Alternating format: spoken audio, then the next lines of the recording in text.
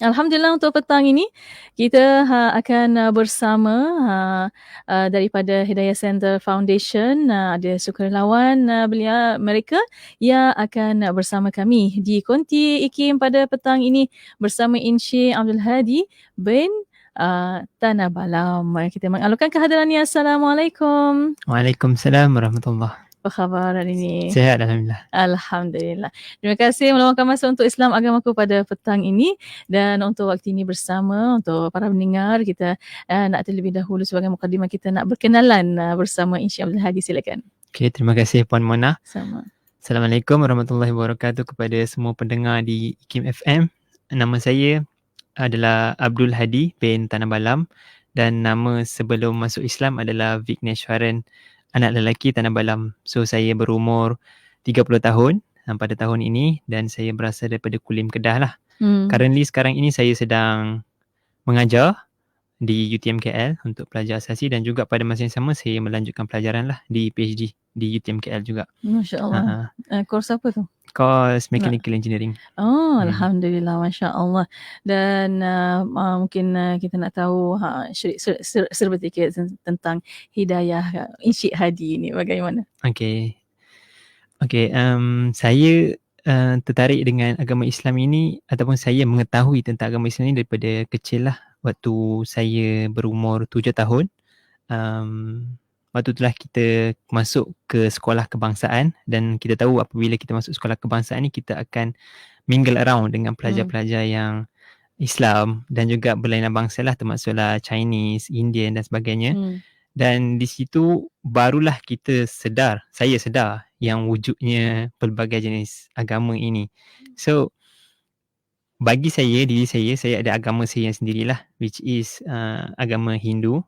So dekat dalam rumah ni family saya mengamalkan agama Hindu lah. So pagi-pagi sebelum pergi sekolah ke apa, memang menjadi satu amalan lah dekat rumah saya, which is kita kena pergi ke kuil. Kat rumah saya ada satu kuil yang kecil. So saya akan pergi ke kuil yang kecil, kena buat upacara sikit, lepas tu kita semayang, lepas tu kita gerak ke sekolah lah. Dan untuk pendengar semua, pengetahuan pendengar semua, bagi agama Hindu ni kita ada pelbagai jenis dewa lah yang banyak. Dan setiap rumah dewa dia berbeza-beza. Ada rumah memilih untuk sembah a certain dewa, lepas tu ada rumah sembah certain dewa. Dan di rumah saya ni pun ada terlalu banyak dewa yang disembah lah. Cuma maknanya ni kuat agama lah masa tu lah. Betul. Family saya ni pun maksudnya background dia kuat dalam beragama lah. Ya. Cuma yang menjadi persoalan kepada saya ni, ada berapa banyak dewa sebenarnya yang dalam agama Hindu yang perlu disembah. Dari kecil dah saya bertanya-tanya. Betul. Sebab Mm-mm. setiap rumah ni tak sama kan dewa-dewa yang disembah kan. Dan saya tanya-tanya, kalau dewa ni terlalu banyak, boleh ke kita memilih untuk menyembah salah satu dewa sahaja? Ataupun wajib sebenarnya untuk kita menyembah semua dewa? Dan kenapa tiba-tiba terfikir macam tu? Sebab dah budaya macam tu kan? Betul. Sebab kalau betul lah dewa-dewa ni adalah ada di dalam agama Hindu, kenapa kita cenderung untuk tidak menyembah dewa-dewa yang kita tak sembah? Sebab apa ada family boleh sembah dewa A, ada family sembah dewa B kan? So, jadi macam mana cari kebenaran itu selepas memang dah nampak banyak yang macam confused dalam diri tu, bagaimana mendapat hidayah tu? Waktu itulah di sekolah ni pula saya mempelajari ataupun saya mendapat tahu tentang agama Islam ni. So yang menariknya dekat sekolah saya ni, ketika kelas pendidikan agama Islam, sekolah saya ni tidak dapat provide kelas pendidikan moral kepada pelajar-pelajar non-Muslim. So apa yang berlaku adalah kami yang pelajar non-Muslim ni, ustazah ataupun ustaz yang mengajar, dia bagi pilihan lah untuk kami, sama ada kami nak stay dalam kelas waktu pendidikan Islam ataupun keluarlah pergi library ke sebagainya kan. Tapi kami, termasuk saya lah, memilih untuk stay je lah dalam kelas.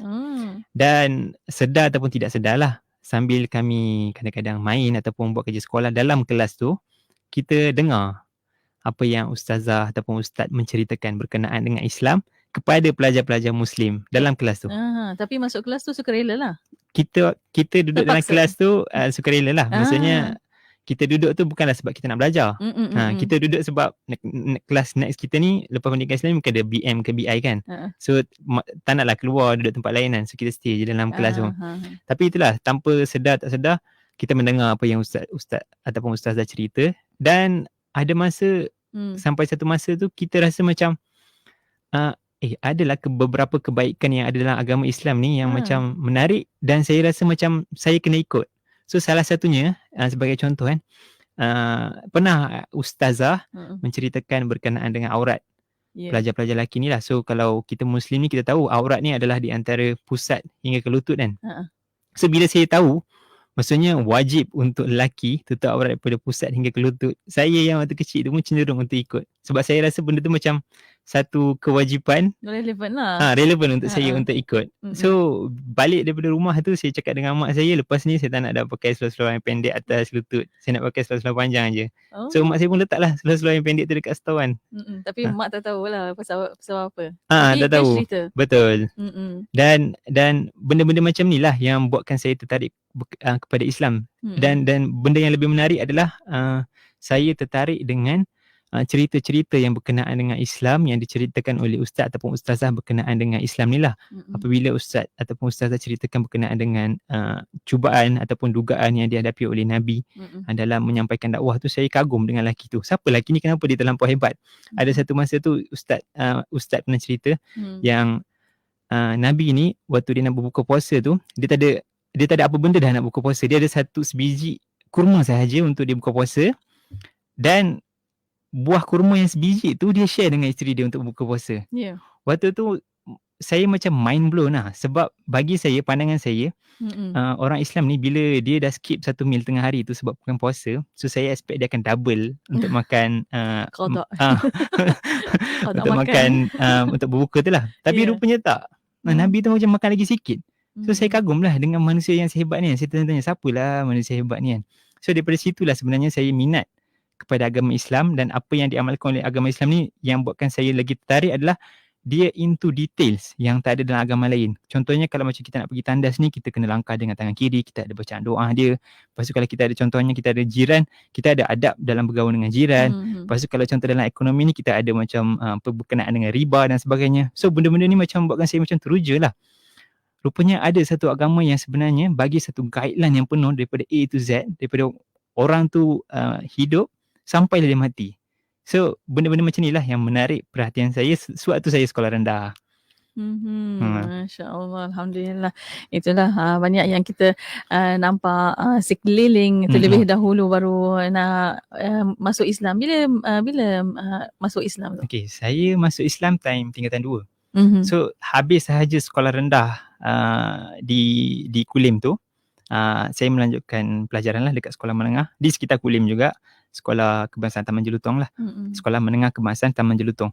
So nak dijadikan betapa hebatnya perancangan Allah kan. Di sekolah menengah tu pun masalah yang sama wujud, iaitu ketika kelas pendidikan agama Islam, kami pelajar yang bukan Islam tidak ada kelas moral. So apa yang berlaku, saya stay dalam kelas. So waktu tu pengajian berkenaan dengan agama Islam tu dah jadi into more detail lah, lagi dalam dan sebagainya kan. Orang dah start belajar pasal tauhid, agama itu Tuhan tu satu dan sebagainya. Betul. So dekat situlah yang buatkan saya lebih rasa cenderung untuk masuk Islam, sehingga saya dah start fikir dah, alangkah bagusnya kan kalau saya ni dilahirkan sebagai Islam kan. Benda tu wujud dalam diri saya lah sebagai satu soalan kan. Cuma saya belum lagi trigger untuk nak masuk Islam.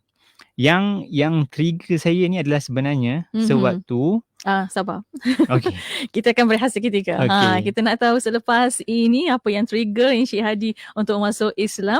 Untuk waktu ini kita berehat seketika, kembali selepas ini. Untuk para pendengar boleh tonton di FB dan YouTube IKIM FM untuk petang ini. Soalan pertanyaan boleh hantarkan melalui WhatsApp konti 01129004 dan juga boleh tinggalkan di FB dan YouTube IKIM FM. Berehat seketika, kembali selepas ini. Terus setia bersama kami hanya di Kembaran Inspirasi IKIM FM, inspirasi utama anda. Ikuti kami di Facebook IKIM FM. Daripada Ali bin Abi Talib radhiyallahu anhu, Rasulullah sallallahu alaihi wasallam bersabda, "Man un'ima alaihi ni'matun falyahmadillah wa man istabta'a ar-rizq falyastaghfirillah wa man ahzanahu amrun falyaqul la haula wala quwwata illa billah." Maksudnya, sesiapa yang dikurniakan kepadanya nikmat, maka hendaklah ia memuji Allah. Dan sesiapa yang rezekinya payah dan susah, maka hendaklah beristighfar kepada Allah. Dan sesiapa yang dilanda kerunsingan, maka hendaklah diucapkan la haula wala quwwata illa billah. Hadis riwayat Al-Baihaqi. Negeri Sembilan 102.7.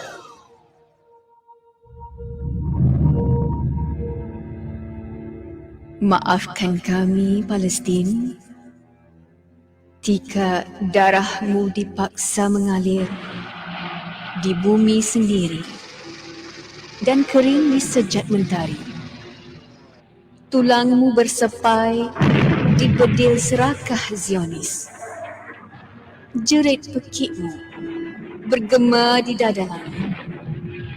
Hilai tawamu ditelan bom dan fosfor putih. Jiwa kami sedang berpadu dengan nafsu, bercinta dengan dunia sambil beramal. Pohon restu untuk bahagia nanti. Maafkan kami, Palestin. Andai pecah peti suaramu memanggil nama Tuhan, putus salur darahmu berkorban demi Tuhan. Kami juga sedang berperang dengan nafsu yang lebih besar dari jihadmu, Palestin. Maafkan kami, Palestin. Perang kita berbeza medan. Kami sibuk berasak di sini. Dikau digasak sana sini. Bila hanya doa mampu dihantar pengganti kami, senjata terkuat kita, hantarkan kembali doa buat kita berjaya bersama-sama. Maaf dari Palestin. Maaf dari Palestin, Zaki Johari.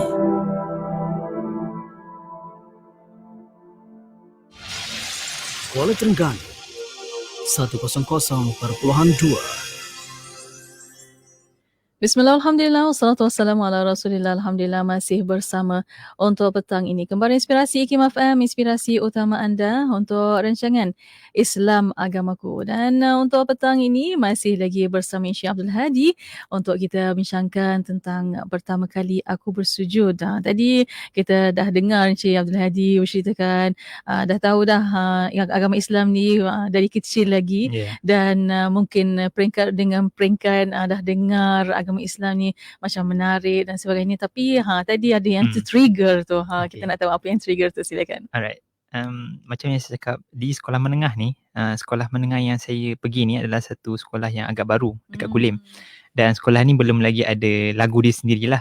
So waktu tingkatan 2 tu dilancarkan lagu baru untuk sekolah tu. Dan penyanyi dia adalah saudara Ammar. Dia merupakan seorang ahli nasyid dan juga magician lah, kalau Puan Mona tahu. Okay, dia yang menyanyikan lagu tu lah. So waktu nak buat launching tu, dia sendiri datang dan menyanyi dekat sekolah kami lah.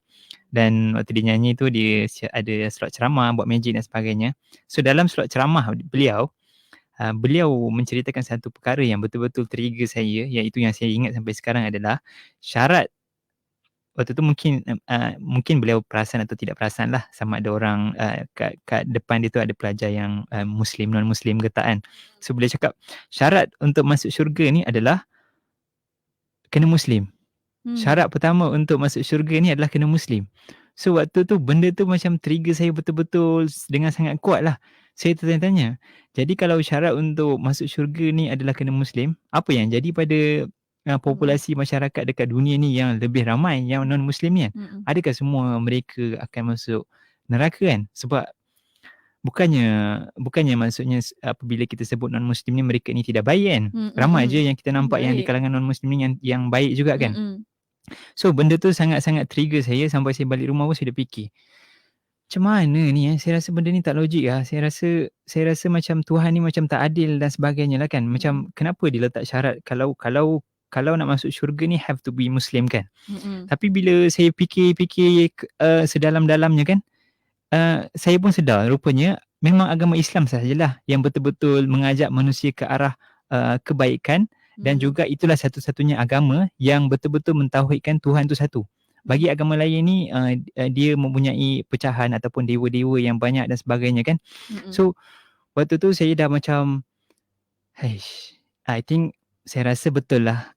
Waktu tu saya pun dah rasa dah macam okay, saya rasa memang betul lah agama Islam ni adalah agama yang betul-betul manusia kena anuti, termasuk saya lah.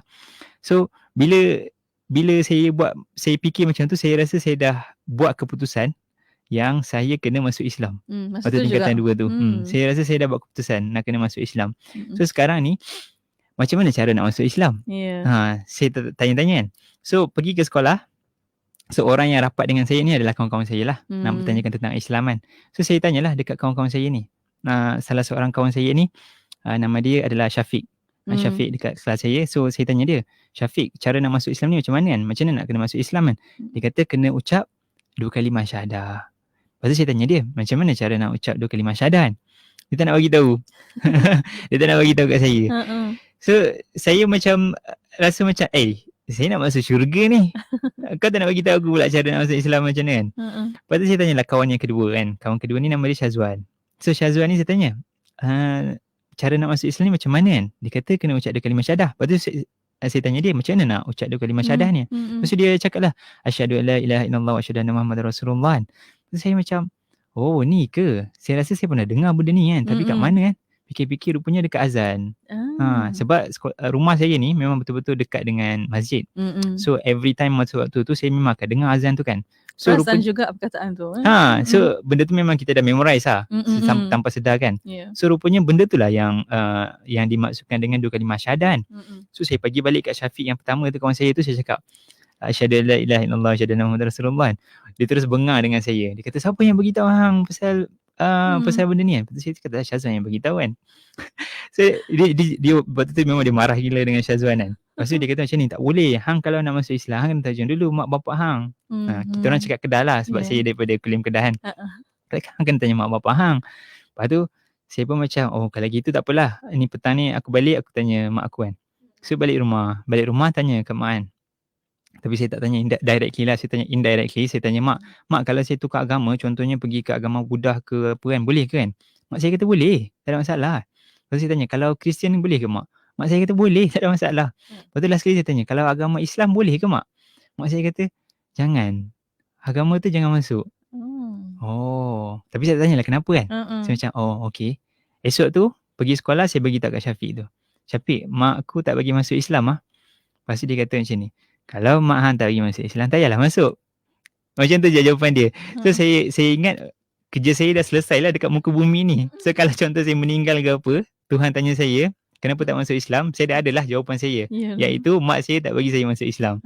Tapi itulah nak katakan hati saya ni masih rasa tak puas kan.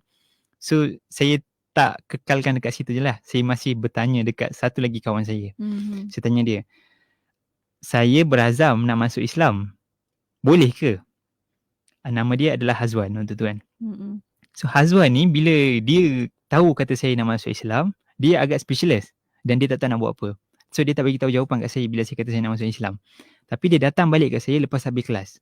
Dia kata, Vic Nash, time tu dia panggil saya Vic kan. Vic, aku dah bagi tahu kat Ustazah Nur Syam. Ustazah Nur Syam ni adalah ustazah yang mengajar pendidikan Islam di tingkatan 2 waktu tu kelas kami.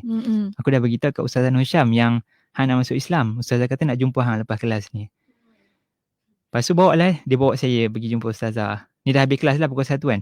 So dia bawa jumpa dengan ustazah. Lepas tu ustazah pun tanyalah saya, betul ke Vic nak masuk Islam kan? Saya kata betul. So start daripada situ lah permulaan untuk saya betul-betul nak masuk Islam lah. Saya tak directly masuk Islam terus lepas ustazah dah tahu yang saya nak masuk Islam. Ustazah waktu tu pun dia mengajar saya, mendidik saya berkenaan dengan tauhid, iaitu Allah itu adalah Tuhan yang satu dan sebagainya. Kita tak boleh menyembah perkara-perkara yang macam berhala dan sebagainya. Sebab waktu tu pun mungkin ustazah rasa macam saya ni masih kecil dan mungkin dia takut yang bila masuk Islam seawal usia macam ni, takut macam dah masuk, takut dia main-main ataupun dia takut lepas tu dia convert balik agama Hindu dan sebagainya kan. So for 3 weeks macam tu, lebih kurang macam tu, saya belajar saja dengan ustazah berkenaan dengan tauhid. So sampailah satu masa tu barulah saya bersyahadah untuk masuk Islam. Dan saya masih ingat lagi saya bersyahadah pada tahun 2008 tingkatan 2 ketika bulan Ramadan. Masya-Allah. Ramadan dan Ramadan yang saya masuk Islam tu Ramadan yang ke-21 pada tahun 2008 tu. Dalam 10 malam terakhir itulah. Masya-Allah, alhamdulillah. Lepas tu terus amalkan syariat Islam semua, puasa dan sebagainya. Okey, pada tahun yang pertama saya masuk Islam tu agak mencabarlah baru masuk Islam dan family pun tak tahu kan. So sebab saya masih kecil, masih bawah umur 18 tahun. So saya masuk Islam secara sembunyi. Dan lepas masuk Islam tu ustazah pun cakap, Hadi cubalah puasa. Kebetulan tengah bulan puasa kan. So saya start untuk beramal dengan agama Islam ni bukan dengan solat, dengan puasa dulu. So dalam beberapa hari yang masih berbaki yang 9 hari tu, saya cubalah puasa. Sebenarnya agak mencabar jugalah nak menipu, nak mengelak daripada tak makan dekat rumah tu mencabar. Tapi saya dapatlah dalam 3-4 hari untuk berpuasa. Puasa penuh. Betul. Masya-Allah. Apa perasaannya sebenarnya? Mencabar, sangat mencabar. Dan pada masa yang sama rasa seronok. Seronok dapat mengamalkan apa yang agama Islam nak. Which means Tuhan yang menciptakan kita, dia suka apabila hamba dia buat benda yang dia nak. So Tuhan dah minta kat kita untuk kita bersolat, puasa, keluarkan zakat dan sebagainya lah kan. So kalau kita buat apa yang Tuhan minta, Tuhan sayanglah dengan kita. Ya, insya-Allah. Dan ada perasaan tak mungkin sebelum mendapat hidayah dan selepas masuk Islam dan sebagainya, ada perbezaan tak? Perasaan dia sangat perasaan yang paling besar adalah kita rasa relief lah. Sebab sebelum masuk Islam ni saya rasa berdebar-debar. Berdebar-debar takut boleh jadi saya akan meninggal hari ini ataupun esok dan sebagainya, dan saya tak sempat nak mengucap 2 kalimah syahadah. Sebab start daripada saya tahu yang saya punya final end adalah saya harus masuk Islam. Start daripada hari tu tidur saya ni jadi tak betul. Sebab saya cakap kena masuk Islam ni secepat mungkin ni. Kalau mati ni memang masak ni masuk neraka kan. So sampailah sempat saya dapat masuk Islam tu, saya dapat rasa satu kelegaan, kesyukuran kerana dapat memeluk Islam. Alhamdulillah, masya-Allah, dapat tenang dan insya-Allah senang dunia akhirat. Amin ya rabbal alamin. Dan untuk waktu ini banyak lagi kita nak berkongsi. Baru puasa, kita nak berkongsi solat pula. Kita nak tahu bagaimana Encik Hadi mula solat itu, bagaimana belajar macam mana dan sebagainya. Insya-Allah selepas ini, untuk bersama para pendengar, kita akan berehat seketika kembali selepas ini. Untuk anda boleh hantarkan soalan anda melalui WhatsApp konti 0112904004 dan juga boleh tinggalkan di FB dan YouTube IKIM FM. Berehat seketika kembali selepas ini. Terus saja bersama kami hanya di Kembaran Inspirasi IKIM FM, inspirasi utama anda. IKIM FM sentiasa memberi anda lagu-lagu ketuhanan yang terbaik. Assalamualaikum, peace be upon you, salam sejahtera. IKIM FM memberi anda lagu-lagu ketuhanan yang mengusik jiwa. Bukan bismillah, aku tahu. IKIM FM, inspirasi utama anda. Bangun wajahmu putih berbaik dengan orang-orang yang baik menyebabkan kita ini akan terarah untuk melakukan kebaikan sehingga orang memandang dan juga kita sendiri akan merasakan bahawa kebaikan itu akan sentiasa menjadi amalan kita. Sehingga kita menjadi sebahagian daripada orang yang melakukan kebaikan. Namun sebaliknya kepada orang yang jahat, ketika kita berteman dengan mereka, maka yang kita akan perolehi adalah kesengsaraan. Disebut oleh Sayyidina Ali, وَبَيْنْ أَهْلَ الشَّرْ تَبِنْ عَنْهُمْ. Kamu berpisah daripada orang-orang yang jahat, maka kamu telah selamat daripada mendapatkan akibat buruk daripada mereka. Johor Bahru 106.2 FM. Ketika dunia lain diulik tiduran yang nyenyak, dihiburkan dengan hilaian ketawa suka, suara kanak-kanak, senyum bersama pelukan ayah dan ibu yang begitu mesra, penuh dengan kasih sayang.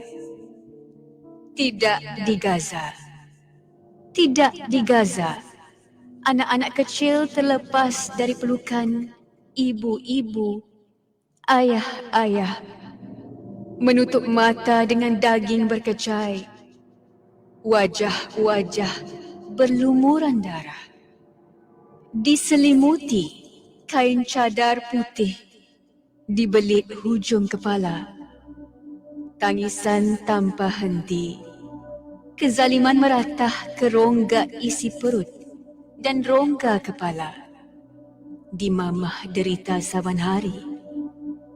Adakah penawar bagi Gaza untuk racun kekejaman ini? Adakah penawar untuk Gaza? Ria Darwina. Ikuti kami di TikTok ikimfm.my. Tidak kira di mana jua destinasi anda, IKIM FM sentiasa menemani perjalanan dan kembara anda dengan juadah minda yang bermanfaat. Menerusi rancangan terbaik kami, dengarkan setiap hari rancangan Hayya Bil Arabiyah, Pesona di Zahra, Islam Agamaku, Fas'aluna, Imanuna dan Usra Nurani bersama Mona Jasman. Pastikan sentiasa setia mendengarkannya dalam Kembara Inspirasi dari 4 petang hingga 7 malam di IKIM FM, inspirasi utama anda.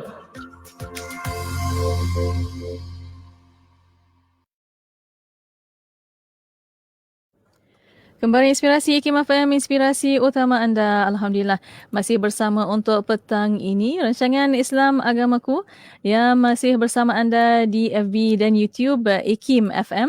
Dan Alhamdulillah masih lagi bersama Encik Abdul Hadi untuk petang ini. Kita bincangkan tentang pertama kali aku bersujud. Itulah walaupun kita dah masuk Syaban, tapi peristiwa yang besar yang berlaku di bulan Rajab ialah Isra' dan Mi'raj. Dan kita tahu Isra' dan Mi'raj membawa peristiwa atau membawa amalan solat itu. Mungkin kita kita tahu dah mula dengan puasa kan.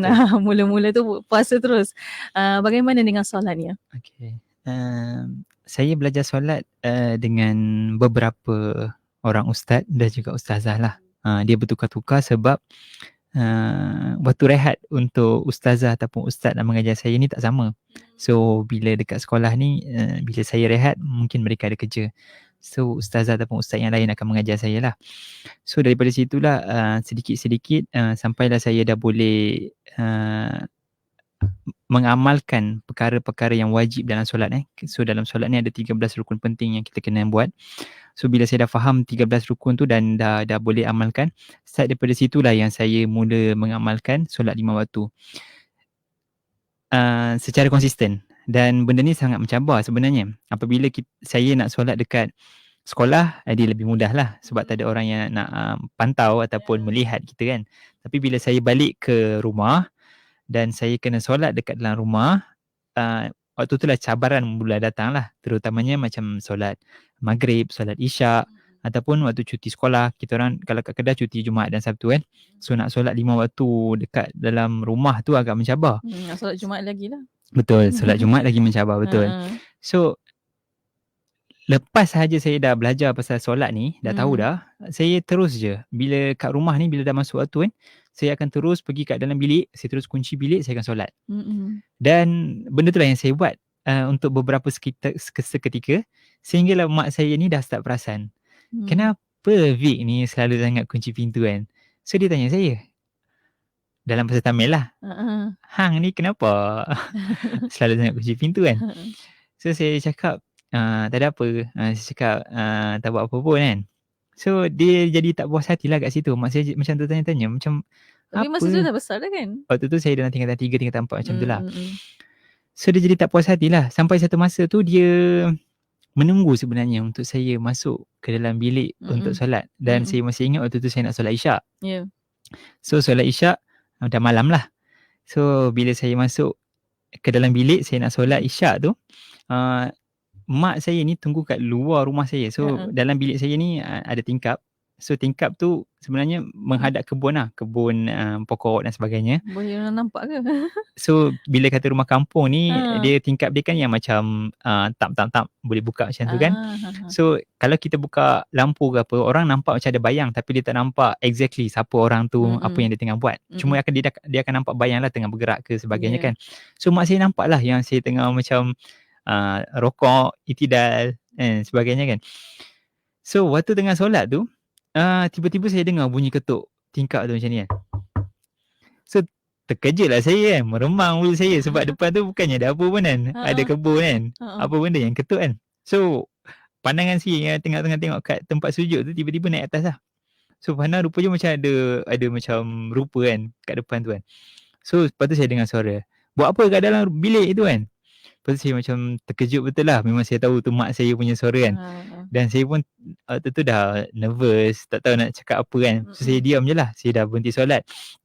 Lepas tu mak saya masuk balik dalam rumah. Lepas tu mak saya tanya, lepas tu saya dah buka balik lah kunci bilik kan. Mak saya tanya, apa yang kau buat kat dalam tadi, aku nampak kau macam ni. Mak saya tunjuk lah rokok itidal kan. Nampak Tanya, bayang tu. saya kata itu yang keluar daripada mulut saya lah. Saya kata saya tengah exercise. Saya beritahu mak saya tengah exercise kat dalam tu. Kenapa mak kacau kan?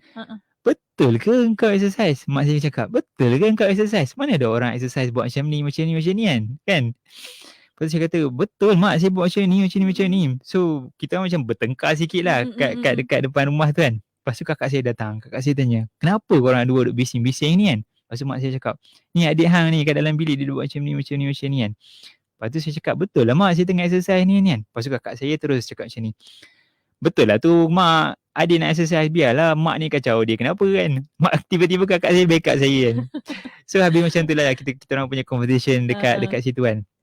So start daripada situ saya dah mula rasa takut yang macam family saya akan lagi tahu ke apa yang saya buat kan. So saya tanyalah, Ustaz macam mana kan, lepas ni kalau nak solat ke apa kan, nak selalu kunci pintu, mak saya macam dah start perasan kan.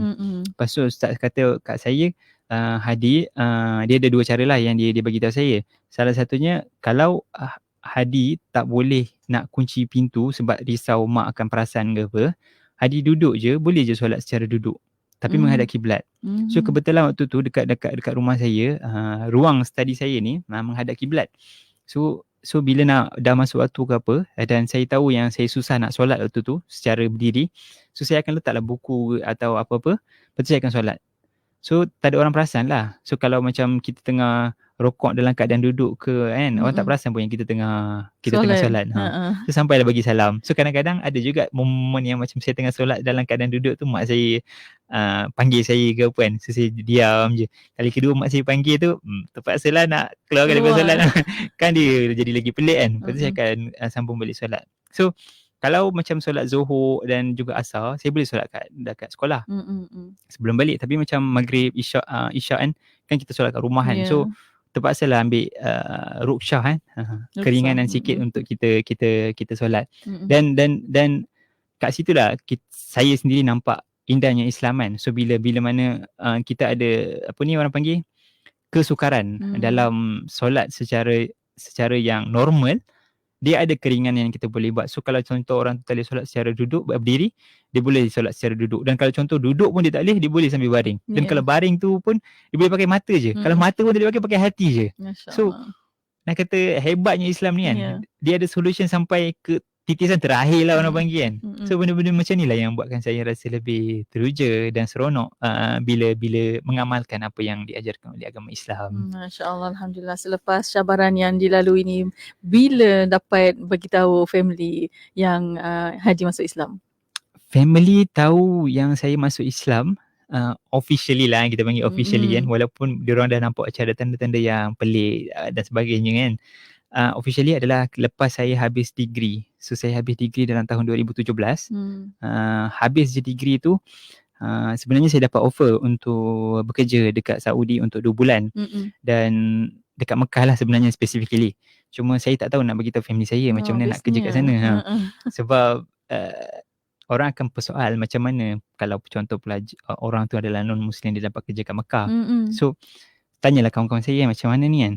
Lepas tu kawan-kawan saya bagi tahu mungkin inilah masa untuk Hadi bagi tahu kat parent yang dah masuk Islam. Sebab lama menyimpan kan. Kita pun tak tahu sebenarnya bila break point tu akan berlaku. So benda tu berlaku sebelum saya pergi untuk bekerja di Mekah. So saya berada di KL lah tu. Baru je habis belajar, tak balik ikut rumah lagi. Tapi minggu depan nak kena fly dah ke Mekah. Cepat je proses dia kan. So saya call je lah bagi tahu call mak saya, call ayah saya dulu lah. Lepas tu bila borak dengan mak tu baru saya buka cerita yang saya masuk Islam. Dan seperti yang dia expect lah, mereka tidak boleh terima lah. Memang waktu tengah dalam call tu saya dengar mak saya menangis, ayah saya macam sedih. Saya ada nenek lagi yang masih hidup, alhamdulillah, dan dia pun memang sedih lah waktu tu. Bertukar-tukar telefon, dia beritahu kenapa ambil jalan ni dan sebagainya kan. Dan saya pun waktu tu agak speechless lah, saya pun tak tahu nak cakap apa kan. Tapi saya cakap je saya dah Muslim kan. Saya letak telefon lah. Ayah saya pun cakap macam ni, lepas ni Hadi, bukan Hadi, dia panggil Vignesh kan. Dia panggil lepas ni jangan balik rumah kan. So saya waktu tu agak runsing lah, tak tahu nak buat apa kan. Minggu depan nak kena buat preparation untuk ke Mekah. Lepas tu pada masa yang sama ada masalah dengan family dan sebagainya kan. Tapi alhamdulillah lah, Allah Ta'ala permudahkan untuk saya dalam urusan tu lah. So habis saja saya pergi ke Mekah kerja. Lepas tu bila balik tu start daripada situlah slow hubungan saya dengan family ni berubah menjadi lebih baik lah. Dan mak saya pun nampak terbuka untuk saya mengamalkan dalam agama Islam. Sebab waktu saya balik tu, kebetulan waktu tu adalah bulan puasa. So bila bulan puasa ni kita kena berpuasa lah, bangun untuk sahur dan sebagainya kan. Tahun 2018. So waktu tu bila nak sahur tu saya cakap dengan mak saya, mak tak payahlah bangun, saya makan je apa yang ada, buat Milo sendiri ke apa kan. Tapi tak, mak saya nak bangun, nak siapkan sahur untuk saya dan sebagainya kan. So benda-benda macam tu buat saya terharu lah dengan family saya. Dan sekarang ini mereka dah lebih open lah. So bila saya nak solat ke, saya nak pergi solat Jumaat ke, nak puasa dan sebagainya dekat rumah ni tak jadi masalah. Dan mereka pun tahu yang saya ni pun kalau nak makan contohnya ayam ke ataupun kambing ke, ianya perlu disembelih ataupun perlu dibeli dengan orang-orang yang penjualnya adalah Muslim. So bila balik kampung tu memang diorang akan beli daripada orang-orang Muslim lah untuk masakan untuk saya. Masya Allah.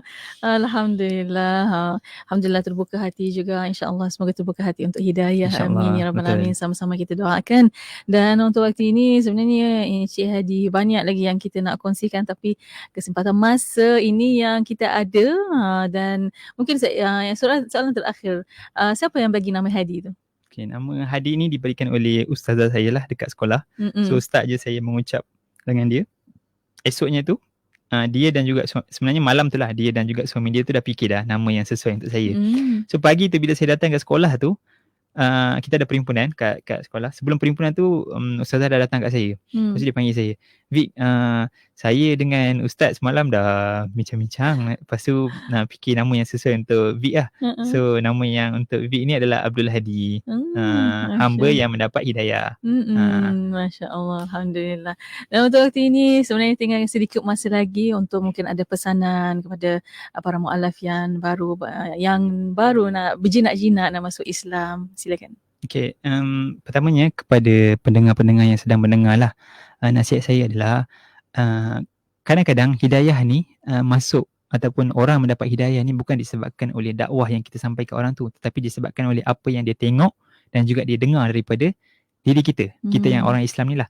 Termasuklah saya sendiri ni, saya masuk Islam ni bukan sebabkan ada orang datang kat saya menyampaikan ke Islam, tidak, tapi disebabkan oleh ustaz ataupun ustazah yang mengajar dekat dalam kelas. Dan kebetulan saya ada dalam kelas tu.